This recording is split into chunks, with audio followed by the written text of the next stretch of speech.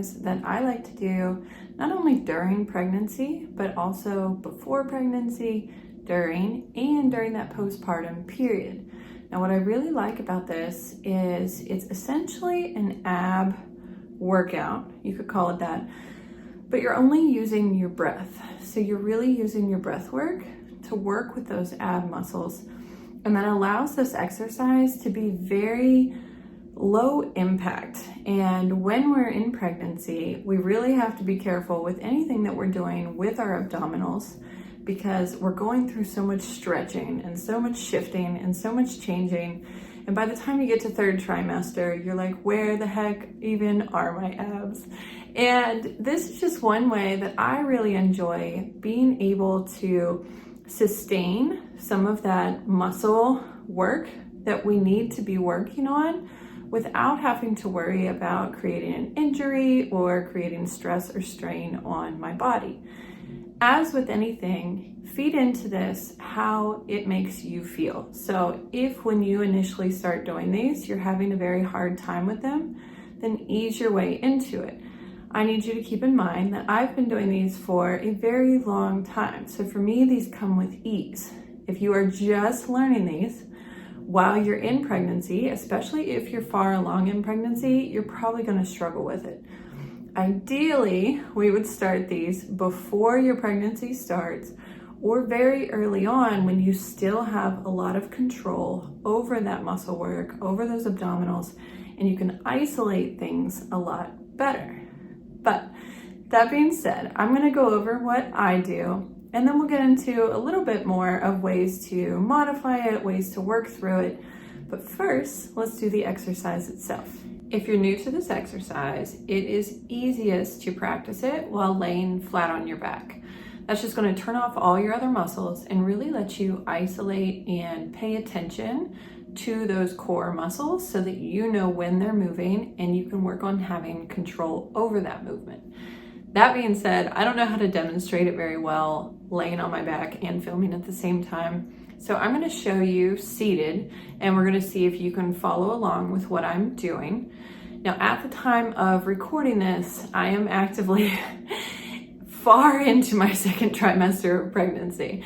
So my movements are more modified now than they were weeks ago when I had more control and I didn't have a, very quickly growing baby within my abdominals.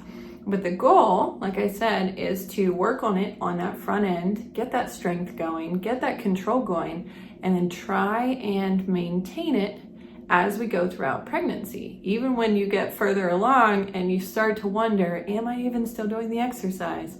Is anything even moving at this point? Trust me when I say that it is. If you've already put in that work on the front end, we're now honing in on that muscle memory, honing in on those muscles moving. They're not going to move the exact same way because we have structures and many things now modifying that. But you're allowing that muscle memory to continue along so that when we get to the part where we need to push a baby out of us, and when we get to the part postpartum, when we want things to really heal and strengthen back up, that we will have maintained that muscle memory, maintained that muscle work, so that that bounce back is going to be a little bit easier to transition through. The goal is never super fast. That is not my goal at all. My goal is always just to maintain that strength as we go along so that I don't lose it completely. I don't want to lose all my core work. I don't want to lose all of my ability to contract, my ability to move my abdominals the way that I want them to move. And if we stick with this consecutively, then we maintain that ability to do so. So, like I said in the beginning, this is somewhat of a breath work exercise. I'm going to attempt to demonstrate in a chair. I apologize if it isn't easiest to see, but at the moment, this is the best I can come up with. So when we're seated, the biggest thing we're going to start focusing on, it's essentially a 4-part exercise. We're going to think of it like that. Part 1 is going to be our inhale. Most of us, we're inhaling up here into our chest. We're a very stress-driven society, and we've kind of forgotten how to belly breathe. So I want you to focus on just breathing that air into your belly. So do a couple rounds of just doing nice, big belly breaths. And this is where you just let your belly go, you know, just let all the air fill it up and then breathe it back out. So I'm gonna do 2 of those real quick.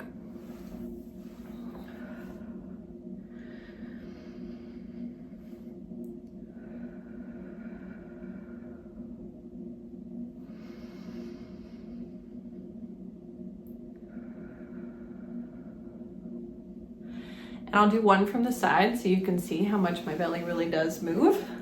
So when we're at neutral, and then we're gonna do a big breath.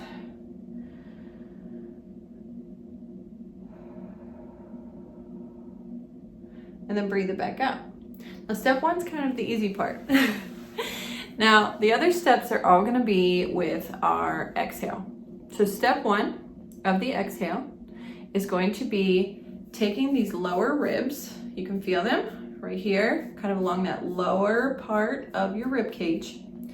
I want you to place your hands on them, and then while we're exhaling, so we're gonna do a big belly inhale, and then on that exhale, I want you to try to think of these ribs doing a tuck down into your hips.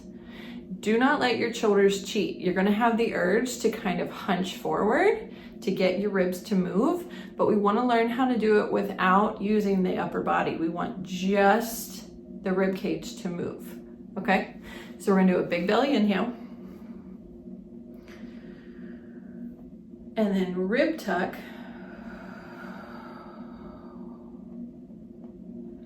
While we exhale. And then we're gonna do a big belly inhale. And then rib tuck while we exhale. I'll do 1 from the side to see if you can see it a little bit better. We're gonna do big belly inhale. And then rib tuck on that exhale. And again, watch your shoulders, don't let them cheat. Now that's step 1 of the exhale. Step 2 of the exhale, this one tends to be the easiest with the exhales, is I want you to imagine your belly button just kind of tucking in towards the ground. So it's easier when you're laying on your back. Just think of that belly button kind of condensing towards the ground itself. When you're seated, it's belly button going towards your back. Now we are not straining our back at all with this. This is just a belly tuck to the sense of where you feel that strength and your ability to kind of just tuck things in comfortably. You're not stressing, you're not straining, you are not putting a lot of pressure on your body. You're just practicing a tuck, okay? Again, no shoulder movement. This is all just in the belly. So we're gonna do it all. We're gonna do a big belly inhale, and then a rib tuck, and a belly button tuck. Perfect. And then we're gonna do a big inhale again. And then we're gonna rib tuck, belly tuck. Good. Now there's one more piece to this exhale. I know a lot of you are like, oh my goodness, this is harder than I thought it was gonna be. But as with any exercise, the more you practice this, the more your strength is going to build.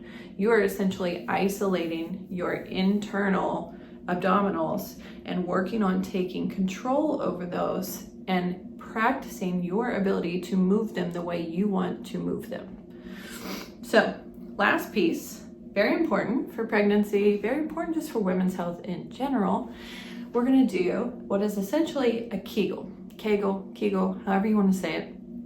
Now, when you do this, if you've never done one, think of your pelvic floor as somewhat, a sense of muscles that are suspended almost like a hammock.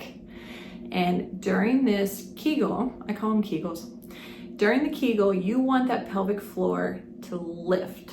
So you want to feel almost like a clench up. And when I'm working with a lot of people, I tell them often you can just think of, you can almost think of when you have to pee and you need to hold it, but we shouldn't hold it. That's a whole nother story. But that muscle control, where you kind of contract and hold things in. That's essentially doing a Kegel. And if you've never done them before, you're gonna feel like nothing is happening. But if you have practiced them in the past, you're gonna have a good concept of what that feels like when you tighten them.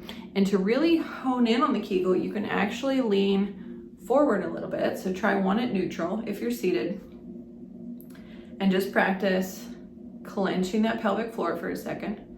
And you should honestly feel your muscles clenching on the chair itself. Especially, I'm standing on a hard surface chair, so I can really feel those muscles moving. Now, if you lean forward just a smidge, still keeping your body on that chair, so we're in a forward lean. Now I want you to do that Kegel again, and you should be able to feel it more isolated towards that front of your pelvis. Doing a few of those. The fun thing about Kegels is no one knows you're doing them unless you tell them you're doing them. So that one you can feel where you really isolate that front or like anterior portion of your pelvic floor. You can also do a bit of a lean back. So where you're really leaning back kind of on your rear end. And then I want you to try them again, and you should feel that rear part of your pelvic floor being able to tighten as well.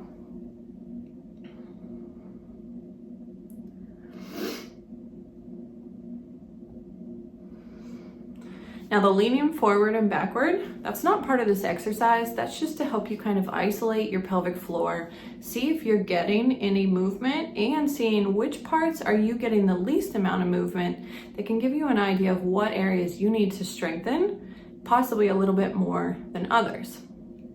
So we're gonna go back to neutral. We're going to do the entire exercise at once now. We're gonna do all 4 parts. And like I said, I know it sounds overwhelming, but the more you practice this, I promise it isn't. So we're gonna go back to neutral, and we're gonna do a big belly inhale. And then we're gonna rib tuck, belly tuck, and Kegel. So by the time we do all 3 during that exhale, we have our ribs crunching down, our belly crunching in, and our pelvic floor crunching up. So using just our breath and our muscle control, we are able to essentially do a crunch without doing an old school crunch. Now, during pregnancy, if you do old school crunches, especially after that like 20-week mark, you can really make this, kind of internal part of your abdominals, you can really put it at risk. Now, it depends on who you are. It depends on what your muscle structure is. It depends on how much work you've been putting on. There are so many factors that play into this. But I find in my years of working with moms, majority of people need to completely modify ab work during pregnancy. Like, just assume that you need to modify it. Just play it safe, And if you don't, that's amazing. But I like to play things on the safe side and find ways to work on those abdominal muscles without, like I said, putting them at risk. Now, we're gonna do it one more time. We're gonna do a big belly inhale. And then rib tuck, belly tuck, and Kegel. As you get more comfortable with these, I like to hold them in that contraction state for like 3 to 5 seconds when it's comfortable. And then you go back to a big inhale. And then we do it again. Now the goal is to do all of those 3 in sync rather than step 1, step 2, step 3. But when you're learning it, it can often be a lot easier to break it down into steps before you try practicing doing it in sync. This is something you just want to play with over time. I always get the question of how many of these should I do? And my answer is kind of roundabout. It depends on, we're going to leave it at this. I want you to practice with intention and slow muscle isolation control. I want you to really hone in on those muscles, feel that movement, and get them to move well. And then I would rather you do 5 slow ones than to do 50 fast ones. This isn't about speed. This isn't about reps. This is about finding that muscle control and working on becoming the boss of it. You need to become the boss of these muscles to learn how to take control of them and to work through them over time. So I'm always a proponent for less is more. So just do a few of these, do them very slowly and do them very intentionally, but you need to do it consistently. As with all workouts, all muscle things, we need to keep it on a schedule. So ideally you would do these every day. Best case scenario, you do them a few times throughout the day. But one really nice thing about this is you can do it while you watch TV, or you can do it while you lay in bed, or you can do it while you're working if you're sitting at your desk. Take a few to practice.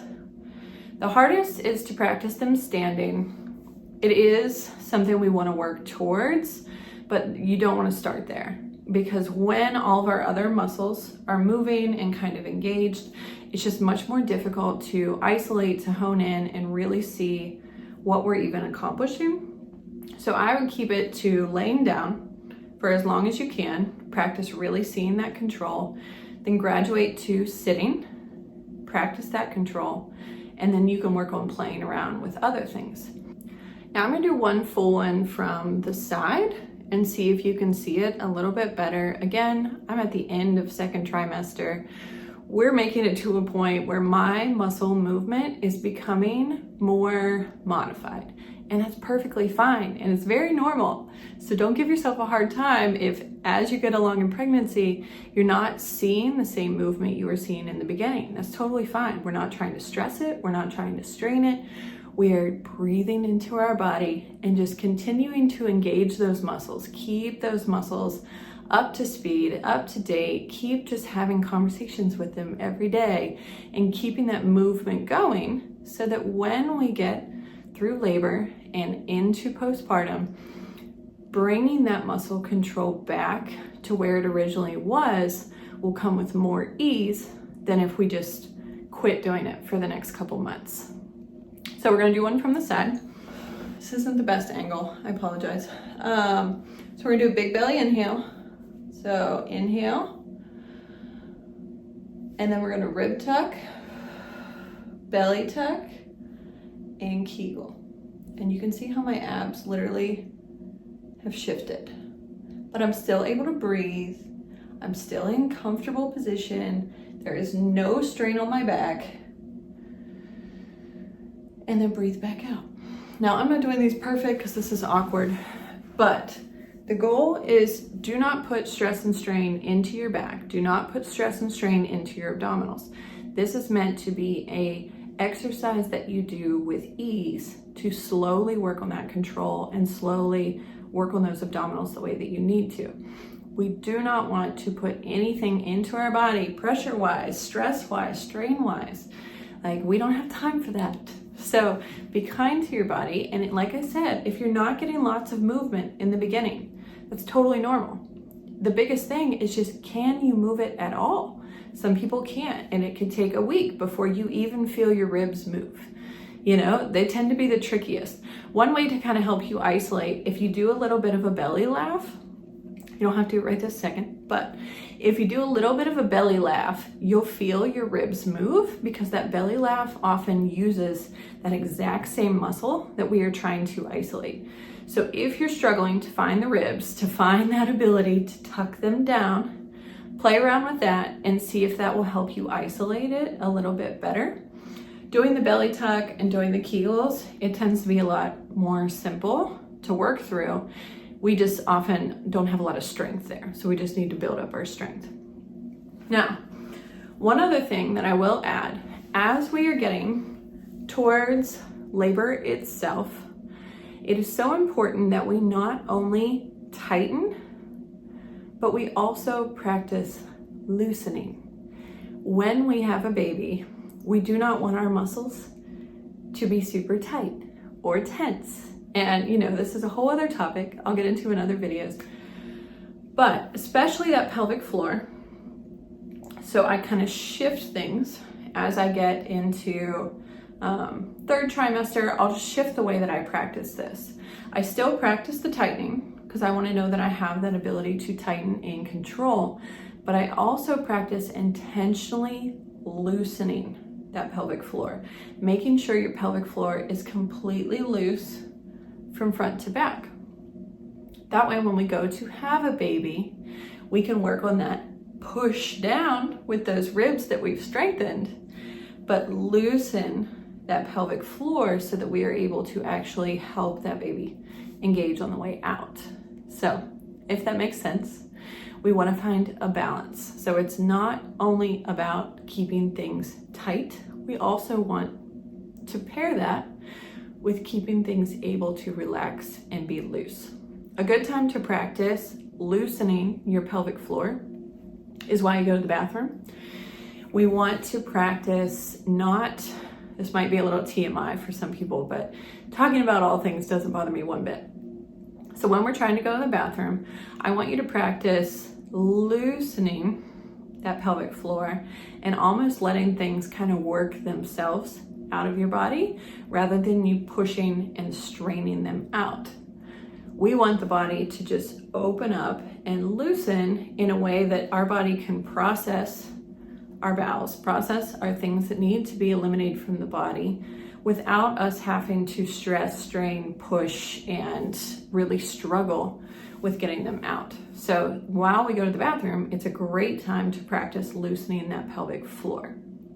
I don't know if I put the best context in explaining that, but we need to find a good balance. And by loosening and not stressing, straining, and forcing things when we go to the bathroom, it's going to make a big difference with our entire pelvic floor. In general, we shouldn't be forcing things. We need things to kind of work themselves on their own. And as you know, in pregnancy, especially third trimester, getting things to properly flow and move the way that they're intended to can be much more difficult. We have a growing human or humans inside of us that is literally putting pressure, strain, all the things on our bowels.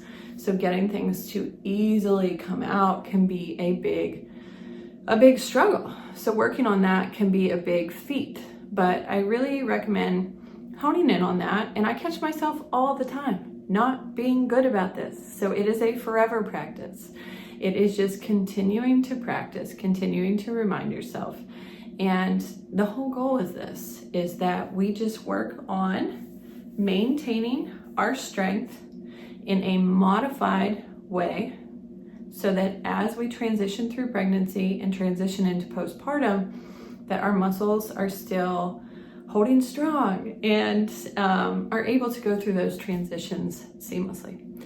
I'll put some more in the comments once I review this video and see anything that I left out or any other ways to kind of make this more simple for you. But if you have any questions or if I've had any parts of this that were a little confusing, please put them in the comments and I'll find other ways to describe this exercise with more ease. But again, this is just to make your life more easy and to help maintain that muscle control as we go through so many shifts and transitions. So happy breathing, friends.